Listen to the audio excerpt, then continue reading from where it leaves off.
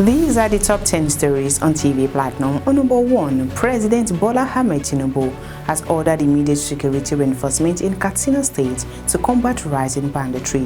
Following a meeting with Governor of Katsina State, Umaru Dikko Rada, and a delegation in Abuja, Tinubu directed security agencies to review their strategies, deploy more drones, and redeploy troops between Katsina and border areas.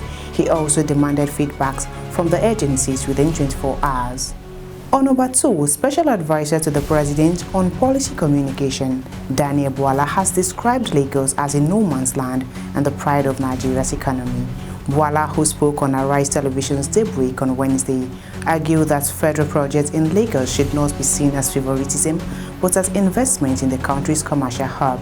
He compared Lagos to global economic centers like London, New York, and Paris, stressing that whatever Lagos gains ultimately benefits the entire nation. On number 3, former President Olusegun Obasanjo has raised alarm over Nigeria's poor healthcare access, with many dying from preventable diseases like malaria.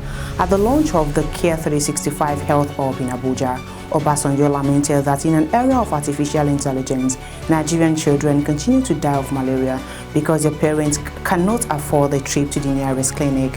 Nigeria accounts for 27% of global malaria cases and 31% of related deaths, with children under 5 the most vulnerable according to the World Health Organization. On number 4, the National Civil Society Council of Nigeria, NCSCN, has condemned recent allegations by former Governor of Kaduna State, Nasir El-Rufai, accusing National Security Advisor Nuhu Ribadu of coordinating ransom payment to bandits. Executive Director of NCSCN, Blessing Akinlosotu, who spoke to journalists on Tuesday in Abuja, described the claims unguarded and vindictive and demanded credible evidence within 72 hours or an apology. He argued that El-Rufai's statement was unbecoming of a leader of his stature, emphasizing that unsubstantiated public allegations could undermine confidence in national security institutions. The council urged that national security be prioritized over political interest while acknowledging the government's ongoing efforts to safeguard lives and property. On number 5, Senator representing Borno South, Ali Ndume, has cautioned against religious profiling, stressing that Boko Haram targets indiscriminately regardless of faith. His warning follows renewed attacks in Borno State that left 8 people dead in Ngoshi and Musa communities. Describing the violence as heartbreaking, Ndume honored troops under Operation Hardin Kai and pledged to push for more security personnel, weapons, and intelligence support, while urging locals to remain vigilant and cooperate with security forces.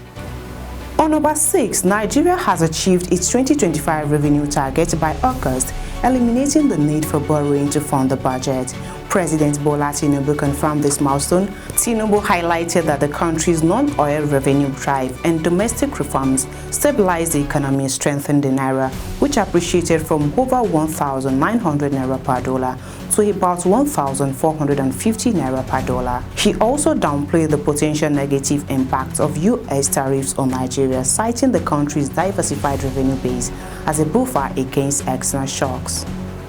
On number 7, Labour Party 2023 Vice Presidential candidate Dati Baba Ahmed has called on security agencies to investigate former Governor of Kaduna State, Nasir El-Rufai's allegation that the federal government is paying allowances to bandits.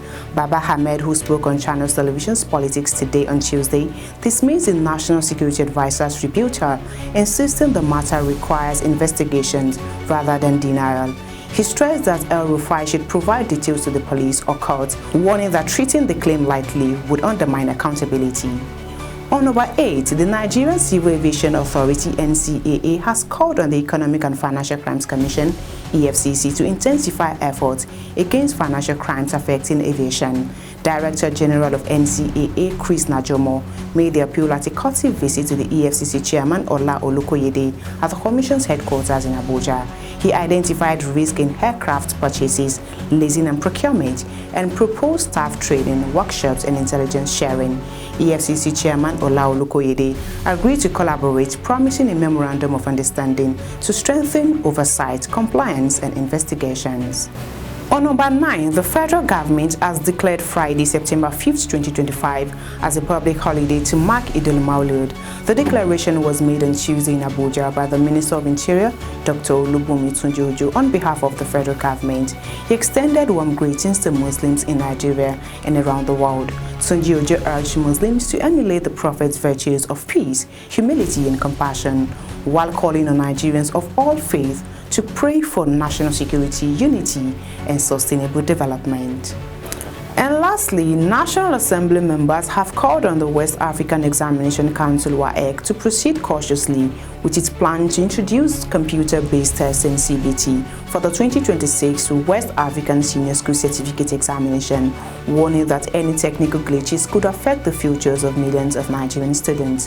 Head of WAEC National Office, Dr. Amos Dangote, assured lawmakers on Tuesday in Abuja that the 2026 computer-based WAEC will be rolled out in phases to ensure all students nationwide can access the examination regardless of location or technology availability. While supporting the initiative, lawmakers warned that uneven access to technology and low digital literacy in rural areas could hinder the rollout, stressing that pushing it ahead of readiness could create problems and that all students must have a fair chance regardless of background. And that's the top 10 stories on TV Platinum. I am Hakima Dada. Do well to subscribe to all our social media platforms for more news updates. Thank you for watching and bye for now.